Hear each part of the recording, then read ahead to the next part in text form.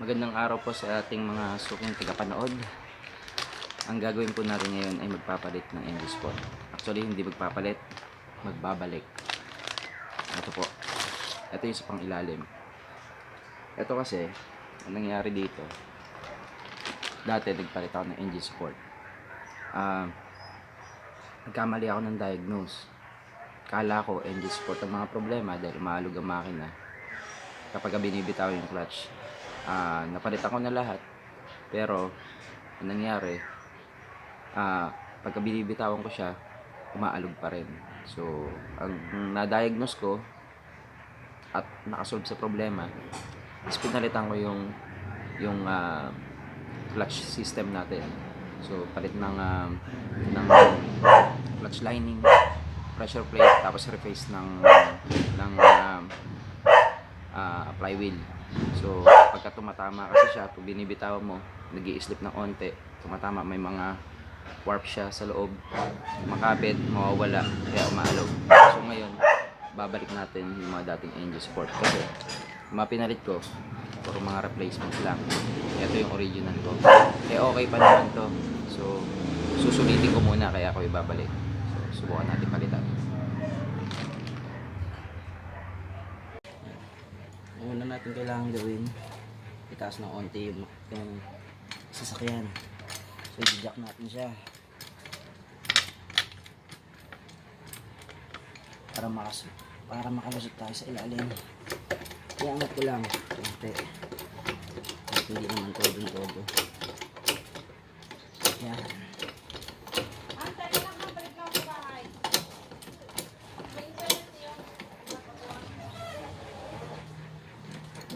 Yan. Lagyan natin ng onte para maka-access tayo sa ilalim. Ito tayo sa ilalim. Ngayon, naiangat na natin. Ang tatanggalin natin ay ito. Itong engine support na to. So, kailangan natin siya i-jack para may suporta dito. Tutukod lang natin.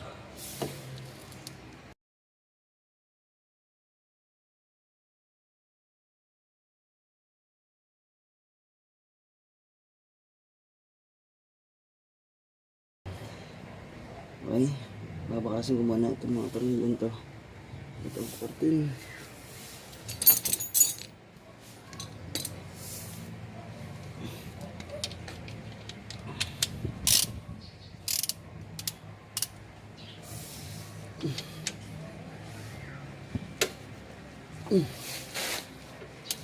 Medyo tigas.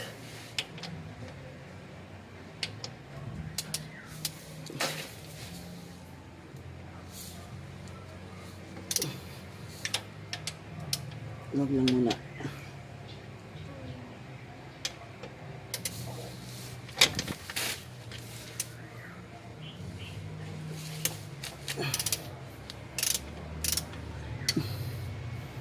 Yan.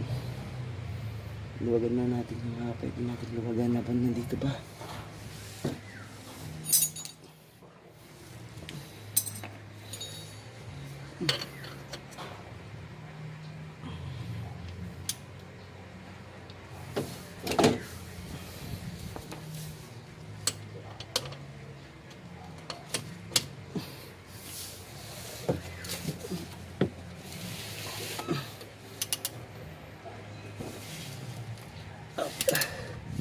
Para pagod na baklas, maluwag na siya.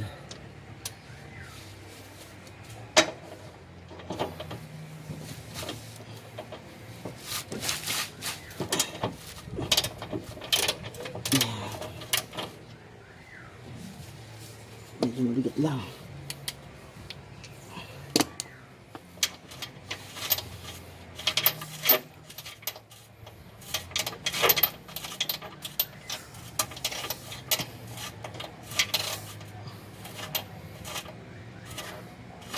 Medyo mahirap lang gumalaw dito sa ilalim.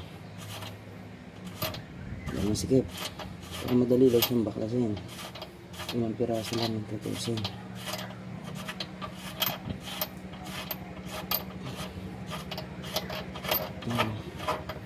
Lambot lang siya. By the way guys, ang sasakyan natin na Vios na 1.3. manual. Maaaring iba ang pang 1.5. Ito is 1.3 manual. Maaaring iba ang pang automatic transmission, di ko alam.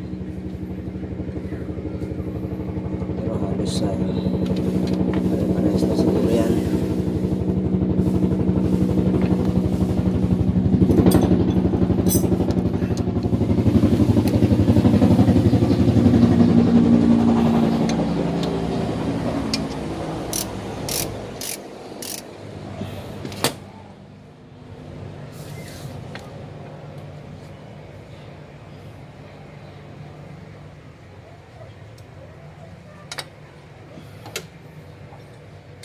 Medyo matigas, galaw-galawin mo lang yung plate kasi minsan nalalaban yan eh.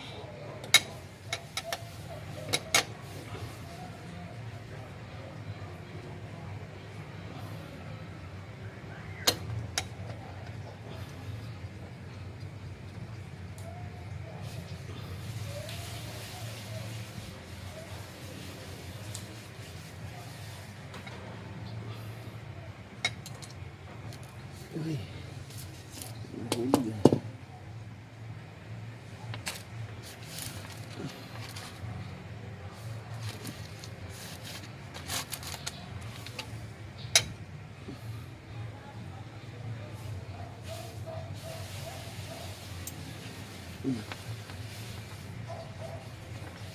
Ito. Yan, nakaklas na siya. Okay. So, pwede ko na hugutin. Hugutin mo lang yan eh. Ayan. Okay. Bakas na. O, diba? Bakas na guys. Simple lang. Labas muna tayo. Okay? Sindire. Ayan guys. Natanggal ko na.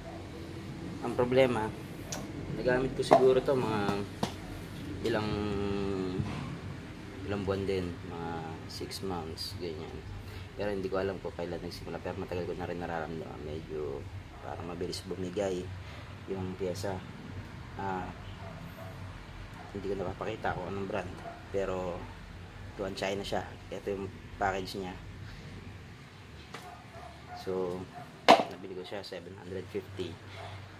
Hindi ganun kaganda, pero yung isa kong pyesa, yung nasa ibabaw, mas maganda. Gawa siya ng international rubber, mamaya ipapakita ko. Pero itong isang to, China made, hindi talaga maganda. Ito nangyari sa kanya. Yan o, nakita nyo ba? Yan o, may biyak kagad dito. Yan o, ewan ko, may notice nyo agad. Yan o, biyak, diba? Biyak o, sobrang lambot. Kabilaan siya. Ito pa yung sa kabila. Yan. Biyak din siya. Pangit. Kaya pala mas umalog. Akala ko hindi ko problema uli yung clutch ko. Pero yan, hanggang loob. Pangit talaga. Pero kapit pa naman siya. Pero no good. So balik natin yung original. Mas maganda ang original or yung ibang brand siguro, kasi yung IR ko, international rubber, gawan Thailand, okay naman. Ewan ko lang dito. Sige, palitan natin guys. Papalit natin tong original ko. Ito, yun naman, mas matigas siya compare dito. Napakalambot, biyak. So papalit natin to. Okay. Ngayon, kung papansinin nyo, niluwagan ko to kanina para madali tanggalin. So, doon pala niluwagan ko na. Kasi dito ko siya ipitan. Mahirap. Ito siya. Okay. Tandaan nyo yung pwesto ha. Ito. Kasi ba makikabit nyo ng pag-ganon. Baligtad yun. Dapat ganyan din. So, galing nyo no. Palit nyo to. Yan mga simple. kakabit nito, kahit doon yung nahuli higpitan.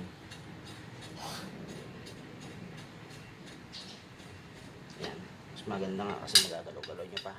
Sa nakapix na siya, mahirapan kayo magkabit. So, ayan. Kakabit na natin ulit. Balik tayo sa ilalim na naman. Ayan. Okay. O, ayan. So, lulusot lang natin. Balik natin mga dating tornilyo.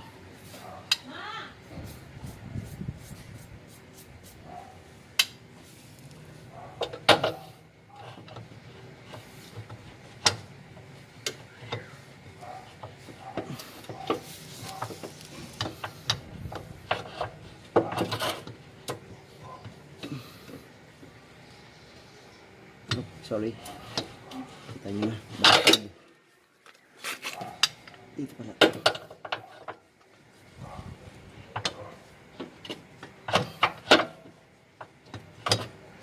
Yun. Yan o. Kaya sabi sa inyo, huwag mo nang higpitan eh. Para madali nyo mailusot. Yun. Pag-lusot na, moving lahat. Balik natin itong nila. Okay. Ay, sorry.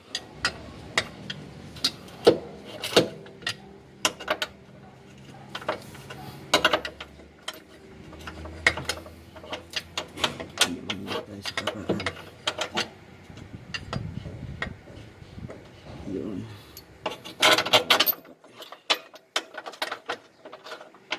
Yun, kapas agad. Napakadali, di ba? Kamay lang.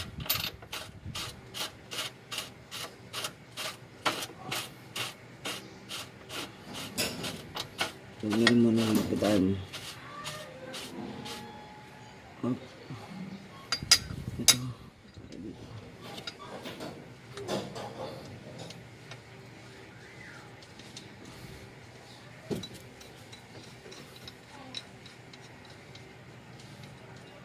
Higpitan.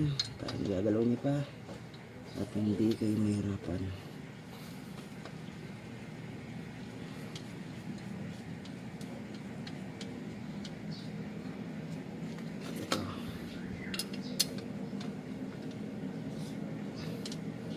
Yun lang. Oh, napakadali. Nailagay na natin lahat ng tornilyo. Oh. So, higpitan na kami lahat. Yun.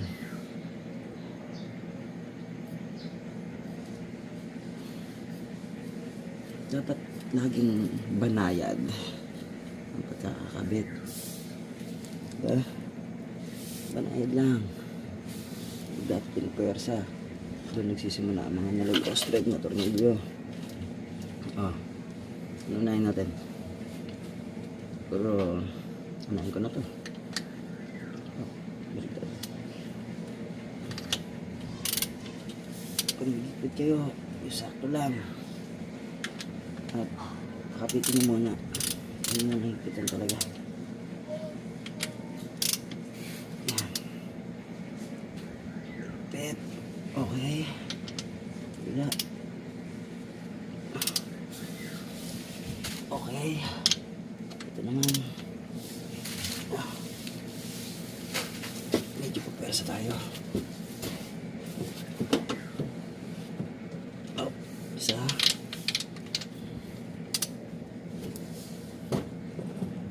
Dalawa. Yung pangatlo.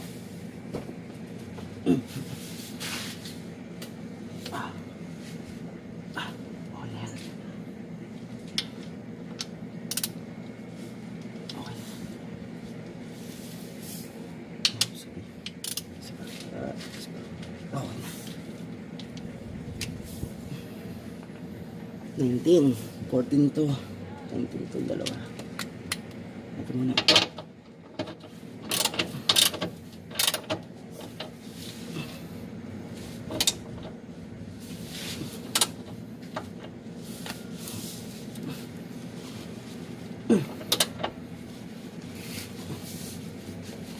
Okay.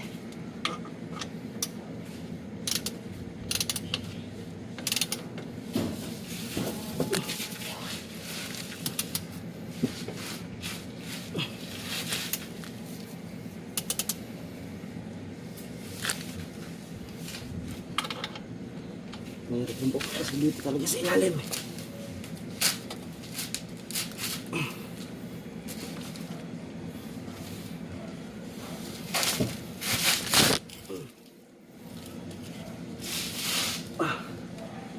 Yan. Okay, okay na.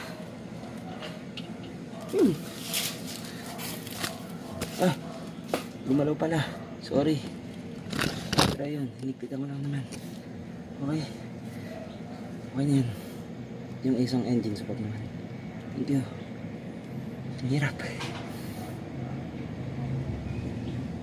Yan. Guys, ito yung sinasabi kong isa na engine support o engine mount. So, saka ako na lang siguro siya papalitan kasi buong buo pa naman. Actually, okay din naman yung original kong parts, pero siguro saka na. Papalitan ko rin. Baka next episode na lang, no? Doon yun na lang panoorin. Okay? Sige. Thank you. Yun lang muna. Sa susunod na lang ulit. Pakita ko na lang pala sa inyo kung ano tsura ng packaging niya. Sige. Thank you. Salamat po.